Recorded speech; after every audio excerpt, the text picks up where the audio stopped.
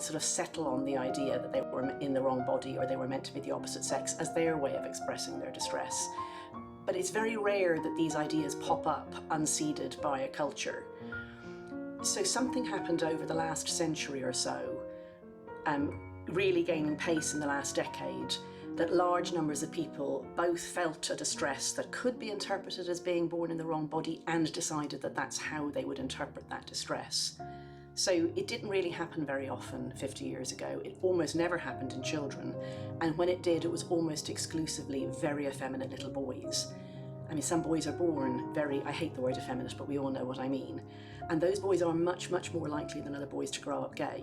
And every homophobe knows that. Every dad who wants to toughen up his son because he doesn't want a gay son knows that.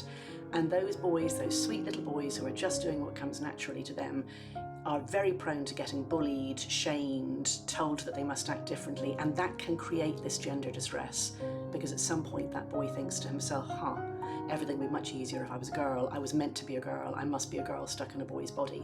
So that was the only cases among children that clinicians really ever saw. And they certainly never thought of doing anything physical for that boy or telling him that he really was a girl. Very little.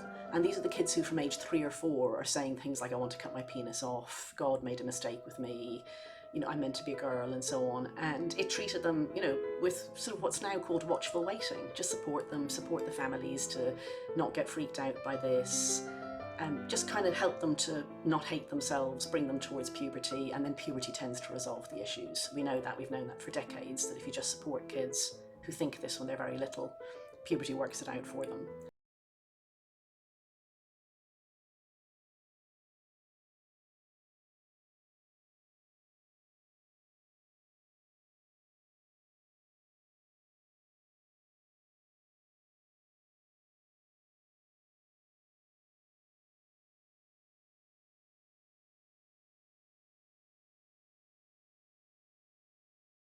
Be a horrific aspect of it that so many of us, I mean, I'd include myself in this, I'm not an expert.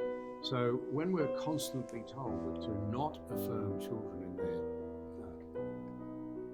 in their condition is to risk that they'll take their own lives, it's pretty amazing to discover, I just want to test this, there is precisely no evidence of increased suicide risk at all. There is strong evidence that it doesn't. Yeah, right. That hypothesis can now be discarded.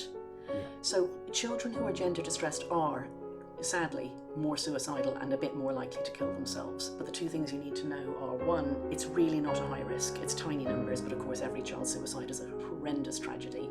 But two, these children have many other sources of distress. A child who's seen at a gender clinic very commonly has some or all of, like a large number of, eating disorder, childhood sex abuse, family trauma, autistic spectrum disorder, cutting, you know, depression, anxiety, OCD, all these conditions. Like, children commonly have several of them. These are known as comorbidities. So when you compare the children in gender clinics with children who have similar other mental distress, all that excess vanishes. All the